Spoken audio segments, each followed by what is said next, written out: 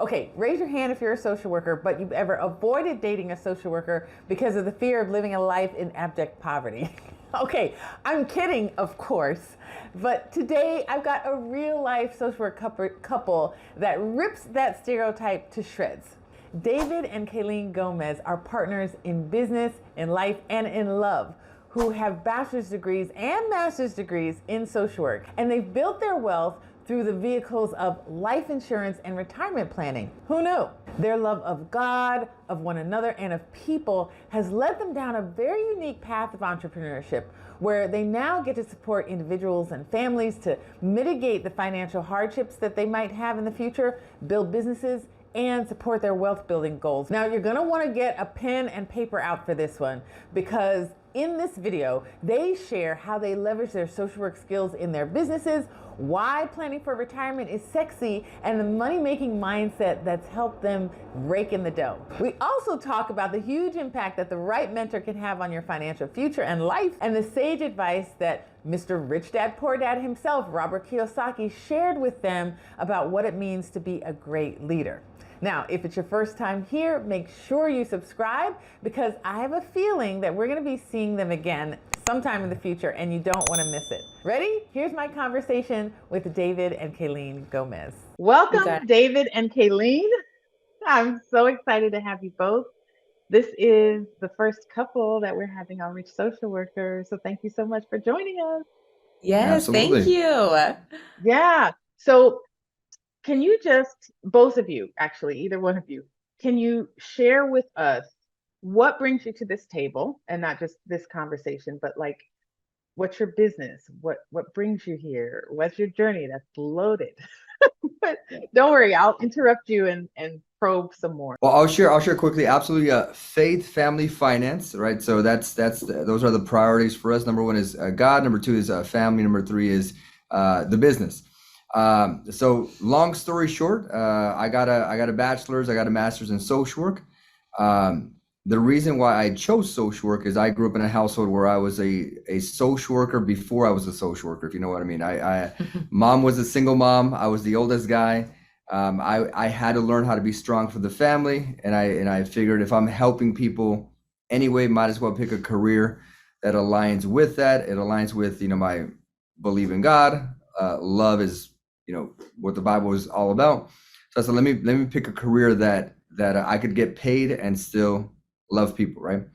What I didn't realize is that it would be I would be sacrificing dreams and goals just due to money. So I got a bachelor's, I got a master's. Most I made as a social worker was around $50,000 to $60,000 a year. And we want to be clear, that was when you were living in where? Southern California. In Southern California, yeah. Because perhaps someone in Alabama is like $60,000. Yeah. Yeah. Yeah, no, my first job was 32,000. My second job was around 55,000 in Southern California, which is very, very insignificant compared, right? And I was in a place where I was very frustrated. I wanted to purchase a home, but I actually purchased a home, but it was not in a city where I'd feel comfortable raising kids in. So I said, you know what, let me look for options. My aunt was my real estate agent. I asked her for advice. She gave me a book called Rich Dad Poor Dad, which I know you're familiar with. Woohoo! We love that on this channel. Absolutely. So We got to meet him. We got to meet him on a video. It was yes, very we were on special. Really?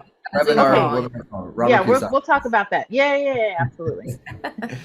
So long story short, that book opened up my eyes to business. I tried a couple of different business ventures. I tried ATM machines. I tried vending machines, selling food. I prayed. I said, God, I need a better either idea, job, or business. And I ended up getting recruited into the financial service industry. I was a part-time agent helping people understand life insurance and retirement, making around $2,000 to $3,000 a month. It evolved into a full-on career agency. Now we make a lot more, but we've been doing this now around 7, 8 years. And so, okay, so there's a lot there. Thank you for that. So were you married? At what part of this were you married? Were you not married? Okay, so this is before you got married. It was a process. So we met in school. So we went to college. I have my bachelor's in social work and my master's in social work. So that's where we met. So I'll tell you the story. So we're friends through bachelor's and master's.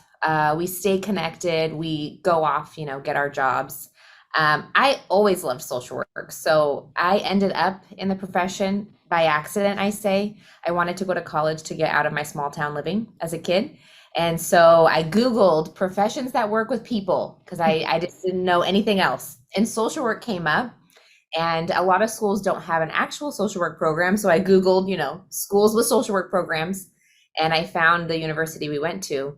And so that's how I started.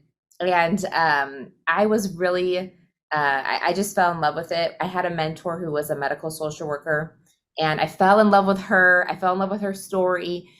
She was a go-getter. She was very entrepreneurial, but as social worker, she did consulting. And so I ended up going into the medical field. And then I recruited him to work with me in the medical field. Yeah.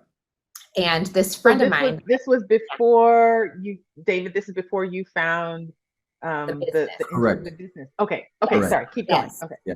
So I recruited him to work at the medical field with me. Now, at the same time, my mentor, who was my professor, she's a social worker, LCSW. She was in her early 60s at the time. I think probably because of her stage of life, she was big on finances. So our whole class, it was a small university, she'd say, get your financial consultant, save your money, get 6 to 12 months of savings, things that are not talked about in school in any, major. She was hitting the home run on it. Like every day we'd see her, have you found someone to get your life insurance with yet? And she would talk about long-term care. Yeah. And she worked in the medical field. So a lot of it, is relevant. You see a lot of things. And so she was the reason I found a financial professional who was an insurance broker, happened to be a friend of mine. And I got my life insurance, retirement, all set. I'm like 21, I just got my master's degree. I have no idea what I'm doing. And he ends up recruiting me to the industry just to help him. I'm like, I'll help you, I'll send you referrals. I'm not into it. I am a social worker at heart. Like, I'm never quitting my career. So I'm working at the hospital. I'm working part-time in financial services. And I think of David because he always was a macro social worker. I'm like, I don't know if you'd be great with clients, but I see you more doing like macro stuff. So I recruit him to financial services. And so that's how it started. And then we were friends for about a year, and then we got married. And You got 2 kids. The stars, the hearts in your eyes with dollar signs. And I always said I would never marry a social worker. I was like, I will never marry a social worker because just like you said, like it's too much emotion. But thankfully he wasn't a social worker by the time we got married. So So actually that's the question I have. Do you, because David, both of you have your bachelor's and your master's in social work. yes. Where does the social work come in, go out? Is it relevant? Is it not relevant? Because, and I'll say for me, right? Same situation, bachelor's and master's, and people that hear me or see rich social worker, they say, oh, you're a social worker first. But what's so interesting is I don't talk about social work on the channel. I don't talk about social work. I speak social work. I believe in the values that we hold, our code of ethics, what we aspire to do.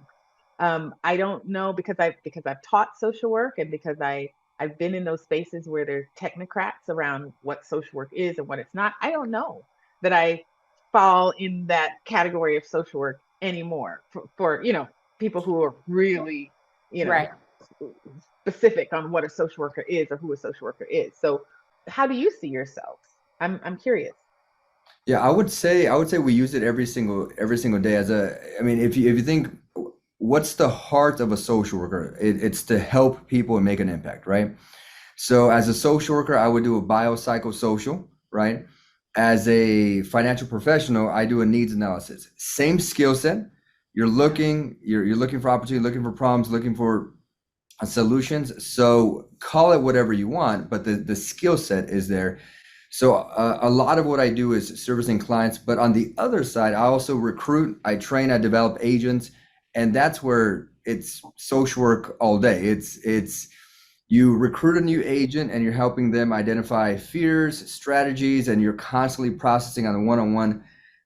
So in our position now as agency owners, I think we do a lot of one-on-one work, which could be compared very easily to the actual work of social work. I don't know what you would add. I would agree. I don't think we ever talked about the profession, as far as it being a dynamic between us, because it's who you are first. Right. And I know for me, my training was very specific and it was in a specific field. And it's interesting because social work nowadays, I mean, you can work anywhere and it's a specific industry that you're in, you know what I mean? So I think there's an overall, dynamic of a social worker, but then you really kind of hone in usually on like a specific craft. And so I don't think we really ever talked about it. Yeah. I love this so much though, because, in school, you're told, with a social work degree, you can do so many things. But I remember as a student, it's like, okay, what are they? Yeah, What? yeah. And what I've learned, I don't know about you guys, but it's really your own journey. Like you get to kind of make it up because what the profession gives you is tools, like a set of skills to go and make your own. Would you Mhm. agree? I would Yes, agree. absolutely. Yeah. Yeah. I would say I think it'd be very wise for social workers to be taught that it is normal to have a side hustle, encouraged to have a side hustle. If the passion is the social work profession, and I was a foster care social worker initially. Prior to that, I was a youth pastor, and I loved working with foster care kids, but I wish somebody would have taught me during that season, hey, you could be a full-time social worker and have a part-time business that helps fund your social work lifestyle, right? Exactly. Yeah, that's one of the things that I try to help social workers do as well and understand. So I'm glad you said that and emphasize that. Okay, so tell us about the business. Tell us, like, educate us now. Why is life insurance so important? I mean, a lot of us hear like, oh, life insurance, eyes gloss over, and what does this have to do with wealth? And because we're not really taught that, right? Yeah. And not just life insurance, many other things like estate planning and Mhm. wills Yeah. and trusts, all of those things. Yeah, Do you want to I'll share the share medical? briefly. Yeah. Yeah. So my passion for getting involved in this was because I worked in the medical field. So I worked in ICUs, ERs. So all day I saw people pass away or have some type of altering medical condition where they couldn't return to work. And so my training is in, counseling. And I felt like I couldn't counsel people who were worried about money. It's like, and we talk about it in social work. If your needs aren't being met, how much? Maslow's hierarchy of needs. Mhm. Exactly. Exactly. Yep. And I felt like here I am, and I'm good. I'm a good social worker, I'm like, and I know what I'm doing, I'm like, they're not paying me to talk to you about funeral homes. Like, this is crazy. And I have my LCSW. Like, I went the whole route. I'm like, how is it that I'm only talking about funeral homes? I didn't feel like I was using my skill. So that's why I became passionate about just life insurance resources, because I worked there 9 years. I met one family with life insurance, and that And entire and why? How? Talk to us. Like, what's the tie of life insurance to living or wealth yeah, or yeah, being, yeah. go ahead. So there's this is the part I'm the more technical, she's the more relational, right? But I get excited I'm just about here this. for the party, Yeah. And the good looks, but that's why you make a difference. I would agree. I would agree. So life insurance has three different seasons it could be used. Number one is if somebody were to pass away. This is what Kaylene is saying, that if somebody passes away, life insurance will cover the funeral, and it's supposed to cover beyond the funeral. Many times in the Hispanic culture, we'll come together, pay for the funeral, and then good luck, right? So life insurance covers the funeral and beyond the funeral. Number two is what's called a living benefit. So I know you worked in departments where Yeah. somebody gets diagnosed with a chronic illness, critical illness, cancer, stroke, heart attack. Somebody can't go to work, and there's a new norm, right? So life insurance also has a option. Instead of taking your death benefit when somebody dies, you could take your death benefit if somebody becomes ill. So they've rephrased it a living benefit. So it's either death, illness, or hopefully those don't happen for a very long time. Along the way, you're building a savings in your life insurance policy that you can then borrow against your life insurance tax-free for investments, opportunities, emergencies. Okay. Hold on. Because now I did a little research when I was living in Jamaica. And are you referring to whole life insurance? There's a few different types. Whole life is definitely one of them. There's another one, index universal life. So there's a couple different types, but absolutely. Well, the reason why I got interested in it is because I was watching someone else's video and they were saying like, make yourself the bank. Yes. And the way you make yourself the bank. And again, I'm listening for money. I'm not listening for life and death. But he said the way you make yourself the bank, you borrow instead of borrowing from the bank and you have to pay back interest and all these things. You can get life insurance for yourself and you can borrow from yourself without decreasing the value of what you've invested in that life insurance. Did I say that right? That's correct. Okay. Yes. So I just want to pause there because what you're talking about might be going over my audience's head. And if not audience, I apologize. It's just my head then. But I think what I struggled with and what maybe others may struggle with is, you invest all of this money or, you're paying monthly and you don't die or nothing happens or, there's no accident. And so when you look back after 5, 10, 20 years, you doled out hundreds of thousands of dollars perhaps with nothing to show for it. And I think that feels like a scam. Mm-hmm. So I would love, from a social worker's perspective, why is it not only not a scam, but why does it support us and our well-being and our loved ones and our communities? How does that connect for us? What I would say is there are insurances out there that are like that. It's the use it or lose it. Life insurance specifically, I compare it to car insurance. If you don't get into a car accident in the next 30 years, that's awesome. That's good. You didn't get into a car accident, but what happened to all the money? It's gone, right? So those exist, but there are other ones that, if you do your research and you learn about them, that it's use it or use it, not use it or lose it. So either you're going to use it in passing, use it in illness, or use it in savings. Either way, you're going to benefit.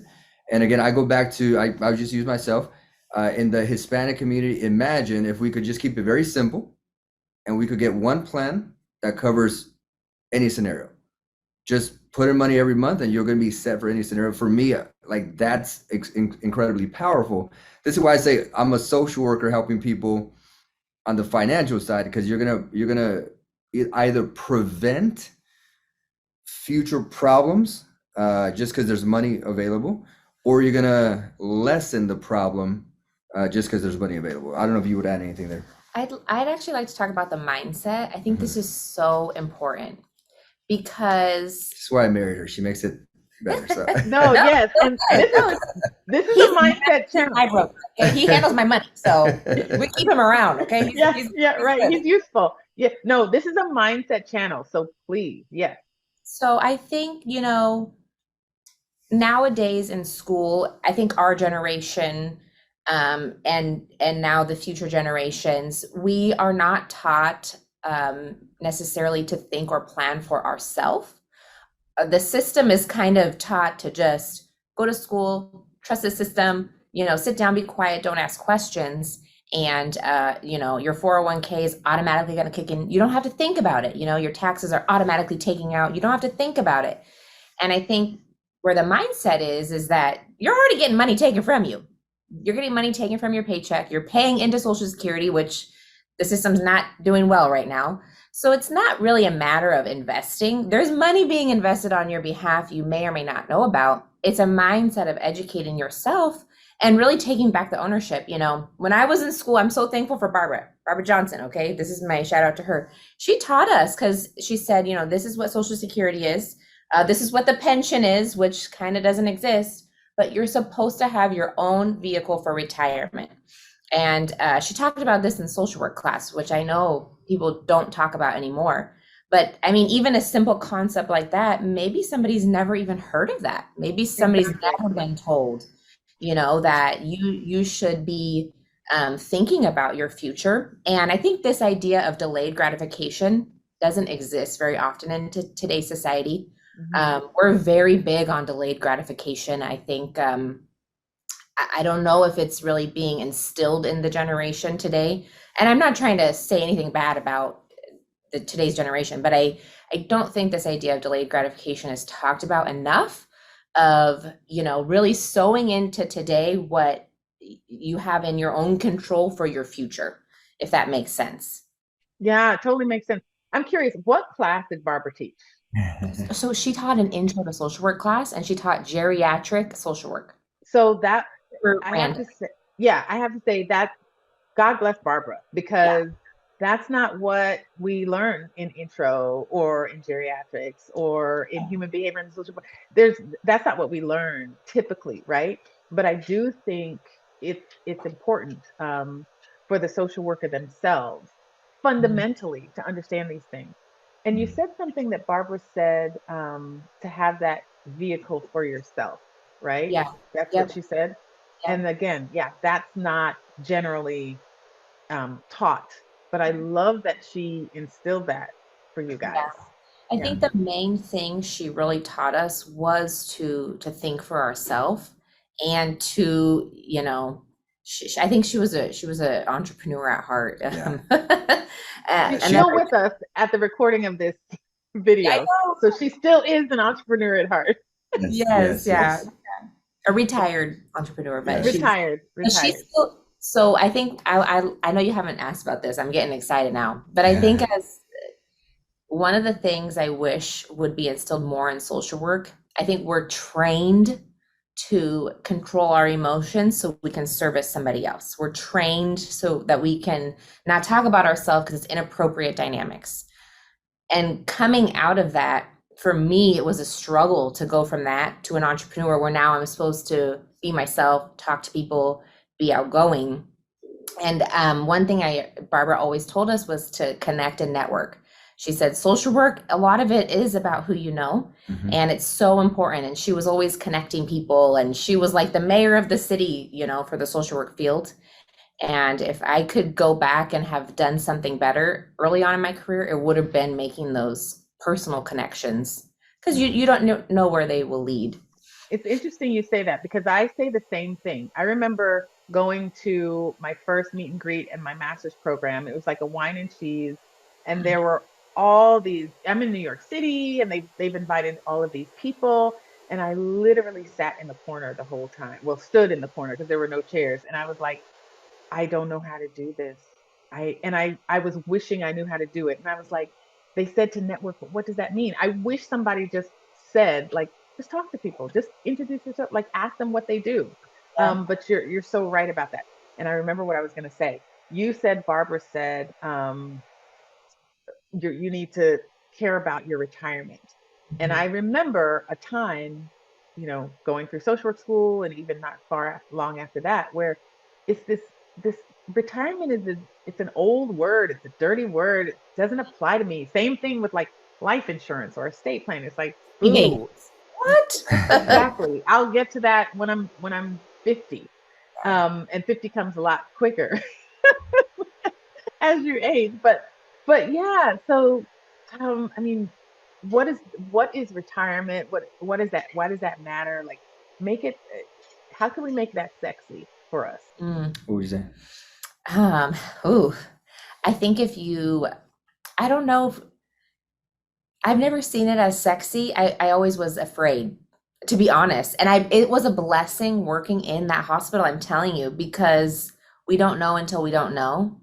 And so sometimes seeing it, I mean, that was what you're asking how to make it sexy. I'm like, the fear, I don't know. But Fire and brimstone. I mean, yeah. Yeah. I would Go say ahead. I would say retirement is not a number. Forgive me. Let me start over. Retirement is not an age. Retirement is an amount you have saved. So retirement is lifestyle, retirement is options, retirement is you're in control. The only time people don't retire is because they didn't save enough money. But if you have X amount of money today, you could retire today. So what makes it sexy is I don't have to have a boss. What makes it sexy is I could go where I want, when I want. But all of those are a result of either having a business that gives you the passive income or having a savings that also generates passive income. So it's more so the lifestyle, the benefit that you get from the savings. I love that. Have you guys heard of the FIRE movement, financial independence, retire early? Yeah. I haven't. Kind of. Okay. I'll Yeah. post the link. I did a video on it. He's tracking with you. Yeah. The whole idea is take it serious as soon as you can, save, majority of your money early so you can retire in your 40s, right? So it's important. I think too, you know what excites us? So we're big, like I said, delayed gratification. So we are big on implementing delayed gratification in all areas of our life, and it pays us. So how does that work? We set small goals financially that we hit along the way. And but it's like a reward discipline. So it's like, well, you have to make this much if you want to do this. It's just that practice of discipline, which I think a lot of people just, we don't maybe implement today, but it's fun and it's exciting and you feel in control and you feel like you earned what you have. So give us some concrete examples. Are we talking about all expense paid, family vacations for 3 weeks to the Poconos? Are we talking about a brand new vehicle? Or are we talking about giving, hundreds of thousands to your favorite, cause? What are we talking about? So we have a list of everything we want. And if I read you the list, some of them are crazy. They're like the all expenses paid. The list is very surprisingly simple of all the things we want. And what we do is there's a book I'll give a shout out to from Patrick Bet-David called Your Next 5 Moves. And he talks about prioritizing what you want next in your life. So instead of going out, we could buy half the stuff on our list. Instead of doing that, we prioritize what are our goals as far as where we want to go in our family and in our finances, income goals. And then we prioritize our next moves based on that. So if you look at my list, you'll probably laugh. And if I showed you my income and showed you my list, you'd laugh. But to me, why would we laugh? Why would we laugh? It's simple. It's simple things that we decide we're not going to go out and buy all today. We're going to prioritize. Even though you could, is that the implication? Even though you could. Yes, it's that practicing that delayed gratification and discipline. And for us, we're big on investing back. So we invest into our staff, into our business, into our kids. We tithe, we do things first that people might not see the fruit of, but those things pay us back. Yeah. So we're big on, and it's self-development, so our priorities are those things. And may I share this? So sure. So one of the things we've learned is there are phases of money. Number 1 is survival. Number 2 is freedom. Number 3 is status, and number 4 is forgive me. Let me start over. Okay, survival, status, freedom, purpose. Survival, status, freedom, purpose. So number 1 is survival. It's as a social worker, all I was focused on was surviving, trying to pay off these student loans, and I would have never gotten out of that stage with one income stream as a social worker. So I would have stayed in survival my entire life. Preach. Right? What allowed us to get into the status phase, and what is status? This is not the ego pride stage, but status is a better zip code, a better car. We're going to travel. Our kids go to a private school. That's status. What allowed us to get into the status stage was the entrepreneur mindset. We're at the stage where we're pursuing freedom, where our savings will be able to last X amount of time if income were to stop today. And then once somebody achieves freedom, now, well, what are you going to do with the rest of your life? It's purpose. right? And if we could empower our kids to do it faster than we've done. I'm not a big believer in leaving a ton of money. I'm a believer in leaving a ton of habits and mindsets, right? But as the sooner that we can get to that freedom and purpose stage, that's the exciting part, right? So our list is no longer the survival list. Our list is now the status. Well, we're planning a trip to the Bahamas, we're planning a trip to XYZ. But before we do that, we need X amount of savings. Before we do that, we're gonna buy this for this person. Before we do that, so it's the list is indicative of the stage you're in. Hopefully that makes sense. Ooh, that was a word. Oh, I just got my food for the entire month. That yes, absolutely. And so as you were talking, David, social workers often come to me and they say, "Hey, I have this business idea." And I say, "Great, let's talk about it." And they say, "Okay, I want to, help single teenage moms, and I want to open a shelter." And I say, "Okay, where's the money in that?" And they say, "Well, I haven't figured it out." And I try to share with them, like, you have the heart of a social worker. It's beautiful. It's wonderful that that's what you want to do. But we really have to focus on the money. And they themselves are struggling, right? They themselves are in survival mode. Mhm. And so, like you said, it's that mindset, right? And shifting. And I think that framing is so helpful to understand where you are. Mhm. And I learned what you were talking about earlier from Robert Kiyosaki, that delayed gratification, because he talks about uh, not working for money, but creating assets Yeah. that then make money for you.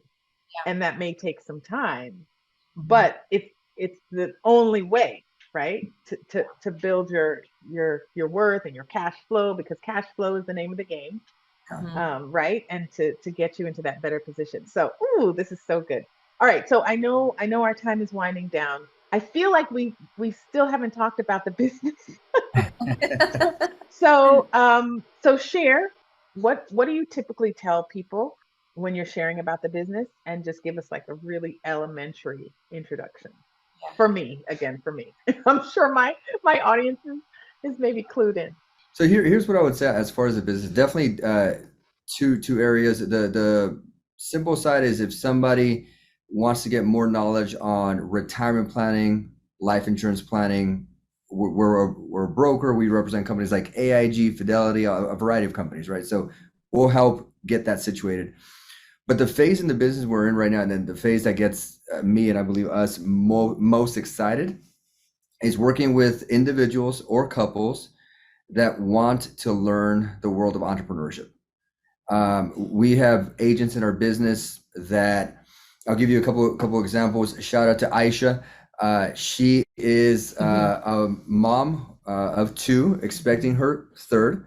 Her husband works 2-3 jobs. Jacques, very hardworking family, and she wants to contribute. She before kids, she was a very high-end director of a hotel, so she's has a lot to give. But she's learning how do I give, help the family while still be a present mom, right? So we met online, we got her license, we trained her on entrepreneurship. She's making, I believe this month she'll make $11,000 this month, working from Zoom, helping people with their insurance needs, being present with her kids, supporting the family. $11,000 part-time as a stay-at-home mom, that's not bad, right? We have another couple out in California. They're 28 now, I believe 28. Shout out to David and Alyssa Sika, Southern California. They've been married a couple of years. They're making over 300, almost they're almost at $400,000 a year. But serving families, helping families. Alyssa was working at In-N-Out. David was a king at solar. If you're in Southern California, he probably sold you solar. He was very good, but he didn't want to be outdoors. So a long answer to your question, but what we get excited about right now is looking for individuals that are in a season where they are ready to learn the world of entrepreneurship. They want coaches, they want mentors, and it's a big benefit to them. It's a benefit to our agency because we're looking to grow and expand all over the U.S. So long answer, but that's my answer. No, thank you. Thank you. That's great.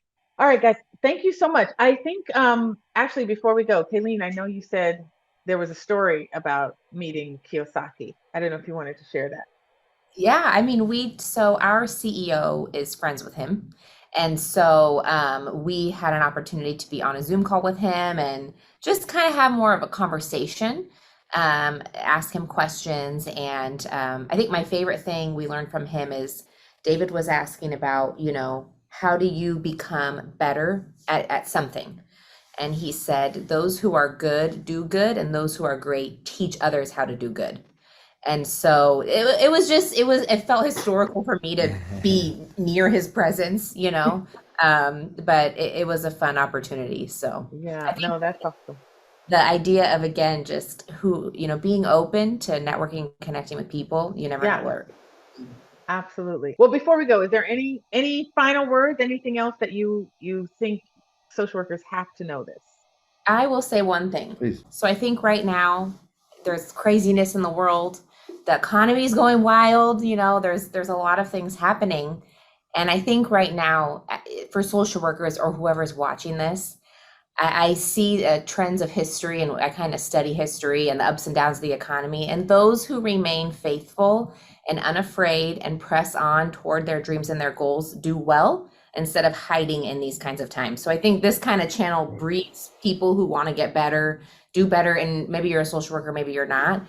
But I think in this time, the nation needs leaders, and the nation needs people who stand for something like you're sharing, and who are putting a message out there. And so if that's you, I would just say, stay on your journey, stay on your path. That passion didn't get put in your heart by mistake, and thankful for your platform and how you're helping others. Absolutely, absolutely. Yeah, definitely. We thank you for what you're doing. I wish I would have seen this channel when I was coming up. It would have Seriously. been sped. Me too. And I know that growth only happens outside of the comfort zone. So definitely to your viewers, discomfort is a good thing. It means you're being stretched. So I'll leave it there. David and Kaylene Gomez, thank you so much for being a part of the Rich Social Work Legacy now. And viewers, as always, I believe you can dream, be, do, or have anything you want, but it starts with your mindset. So make sure it's the rich one. See you in the next video.